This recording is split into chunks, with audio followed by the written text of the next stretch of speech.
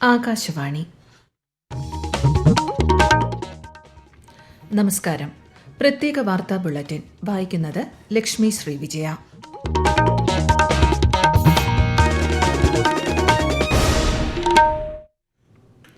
പ്രധാന വാർത്തകൾ.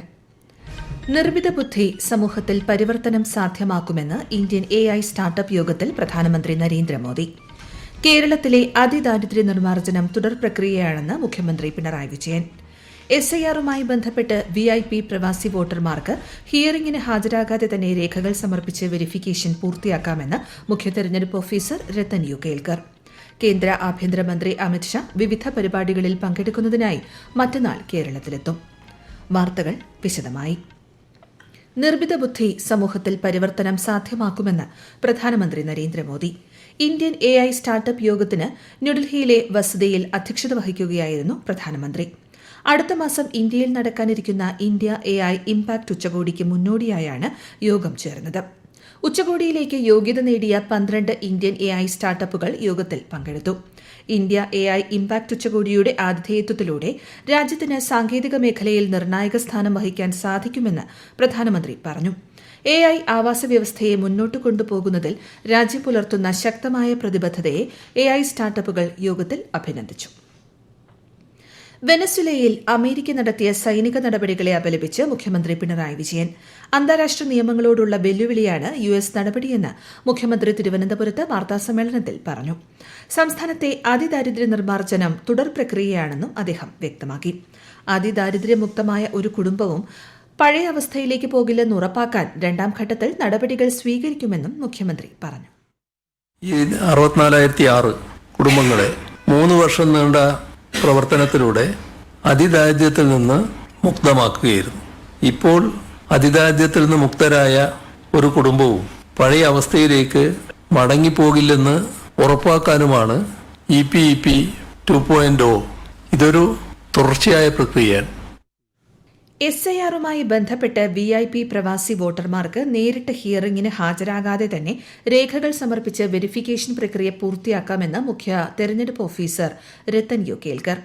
രേഖകളുടെ കാര്യത്തിൽ തൃപ്തരെങ്കിൽ ഉടൻ നടപടി പൂർത്തിയാക്കാനുള്ള അധികാരം AERO-മാരിൽ നിക്ഷിപ്തമാണ്. ഹിയറിംഗിന് ഹാജരാകേണ്ട തീയതികളിൽ തൃപ്തികരമായ രേഖകൾ സമർപ്പിക്കുന്ന പക്ഷം പ്രവാസി VIP വോട്ടർമാരെ ഇലക്ടറൽ റോളിൽ ഉൾപ്പെടുത്താനുള്ള സംവിധാനം ഇറോനെറ്റിൽ പ്രവർത്തനക്ഷമമായിട്ടുണ്ടെന്ന് മുഖ്യ തെരഞ്ഞെടുപ്പ് ഓഫീസർ അറിയിച്ചു.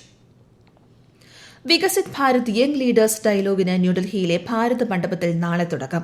4 ദിവസത്തെ പരിപാടിയിൽ വിവിധ സംസ്ഥാനങ്ങളിൽ നിന്നുള്ള യുവജനങ്ങൾ വികസിത ഇന്ത്യയുമായി ബന്ധപ്പെട്ട ആശയങ്ങൾ പ്രധാനമന്ത്രിക്ക് മുൻപിൽ പങ്കുവയ്ക്കും.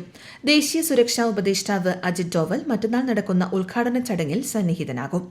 ഈ മാസം 12-ന് നടക്കുന്ന സമാപന സമ്മേളനത്തെ പ്രധാനമന്ത്രി നരേന്ദ്രമോദി അഭിസംബോധന ചെയ്യും.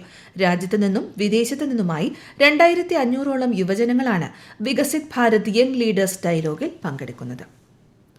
ആധാറിന്റെ ഔദ്യോഗിക ചിഹ്നമായ ഉദയ് പുറത്തിറക്കി unique identification authority of India. ഔദ്യോഗിക ചിഹ്നം രൂപകൽപ്പന ചെയ്യുന്നതിനായി സംഘടിപ്പിച്ച ദേശീയതല മത്സരത്തിൽ തൃശൂരിൽ നിന്നുള്ള അരുൺ ഗോകുൽ 1ാം സ്ഥാനം നേടി. തിരുവനന്തപുരത്ത് നടന്ന ചടങ്ങിൽ UIDAI ചെയർമാൻ നീലകണ്ഠ് മിശ്ര ഔദ്യോഗിക ചിഹ്നം അനാവരണം ചെയ്യുകയും വിജയികളെ അഭിനന്ദിക്കുകയും ചെയ്തു. മൈഗവ് പ്ലാറ്റ്ഫോമിലൂടെ നടന്ന മത്സരത്തിലൂടെയാണ് ഔദ്യോഗിക ചിഹ്നം കണ്ടെത്തിയത്. കേന്ദ്ര ആഭ്യന്തരമന്ത്രി അമിത്ഷാ വിവിധ പരിപാടികളിൽ പങ്കെടുക്കുന്നതിനായി മറ്റന്നാൾ കേരളത്തിലെത്തും.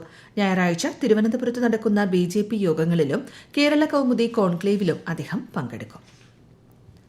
ആവേശകരമായ ജനപങ്കാളിത്തം കൊണ്ട് ശ്രദ്ധേയമായി 4ാമത് കേരള നിയമസഭ അന്താരാഷ്ട്ര പുസ്തകോത്സവത്തിന്റെ 2ാം ദിനം. എഴുത്തുകാരും വിദ്യാർത്ഥികളും പൊതുജനങ്ങളും ഉൾപ്പെടെ നിരവധി പേരാണ് മേള കാണാനെത്തുന്നത്. പുസ്തകോത്സവത്തിന്റെ ഭാഗമായി സെക്രട്ടേറിയറ്റിലെ പഴയ നിയമസഭാ ഹാളിൽ സംഘടിപ്പിച്ച മാതൃകാ നിയമസഭ മന്ത്രി ബീന ജോർജ് ഉദ്ഘാടനം ചെയ്തു. 153 വിദ്യാർത്ഥികൾ മാതൃകാ നിയമസഭയിൽ പങ്കെടുത്തു. ഈ വാർത്തകൾ ആകാശവാണിയിൽ നിന്ന്. ആകാശവാണി വാർത്തകളും വാർത്താധിഷ്ഠിത പരിപാടികളും all India radio news Thiruvananthapuram YouTube ചാനലിലും all India radio news Thiruvananthapuram Facebook പേജിലും AR News_ തിരുവനന്തപുരം ഇൻസ്റ്റഗ്രാം അക്കൌണ്ടിലും AR News_TVM X ഹാൻഡിലും ലഭ്യമാണ്. കേന്ദ്ര സർക്കാരിന്റെ വിവിധ പദ്ധതികളെക്കുറിച്ച് ആകാശവാണി തിരുവനന്തപുരം പ്രാദേശിക വാർത്താ വിഭാഗം തയ്യാറാക്കുന്ന പ്രത്യേക ചർച്ചകൾ തിങ്കളാഴ്ച ഒഴികെയുള്ള ദിവസങ്ങളിൽ പ്രക്ഷേപണം ചെയ്യുന്നു. സർക്കാർ പദ്ധതികളെക്കുറിച്ചുള്ള വിശദമായ വിവരങ്ങൾ ജനങ്ങളിൽ എത്തിക്കുകയാണ് ലക്ഷ്യം. ദേശീയ വിദ്യാഭ്യാസ നയത്തെക്കുറിച്ചുള്ള ചർച്ച നാളെ ഉച്ചയ്ക്ക് 1:45 പ്രക്ഷേപണം ചെയ്യും. ലോക കേരള സഭയുടെ 5ാം സമ്മേളനം ഈ മാസം 29, 30, 31 തീയതികളിൽ നടക്കും. 29-ന് തിരുവനന്തപുരം നിശാഗന്ധി ഓഡിറ്റോറിയത്തിൽ പൊതുസമ്മേളനവും 30, 31 തീയതികളിൽ നിയമസഭയിലെ ആർ ശങ്കരനാരായണൻ തമ്പി ഹാളിൽ പ്രതിനിധി സമ്മേളനവും നടക്കും. ഇക്കുറി 125 രാജ്യങ്ങളിൽ നിന്നുള്ള പ്രതിനിധികൾ പങ്കെടുക്കുമെന്നാണ് പ്രതീക്ഷിക്കുന്നത്. ശബരിമല മകരവിളക്കിന് 1000 ബസ്സുകൾ സർവീസ് നടത്തുമെന്ന് KSRTC. നിലവിൽ പ്രത്യേക സർവീസ് നടത്തുന്ന 199 ബസ്സുകൾക്ക് പുറമെ 801 ബസ്സുകൾ കൂടി അനുവദിച്ച് ഉത്തരവായി. ബസ്സുകളുടെ പ്രവർത്തനക്ഷമത കൃത്യമായി ഉറപ്പുവരുത്തണമെന്നും ബന്ധപ്പെട്ട ഉദ്യോഗസ്ഥർക്ക് നിർദ്ദേശം നൽകി. മകരവിളക്ക് മഹോത്സവത്തോടനുബന്ധിച്ച് ഇടുക്കി ജില്ലയിലെ ഒരുക്കങ്ങൾ അവസാനഘട്ടത്തിൽ.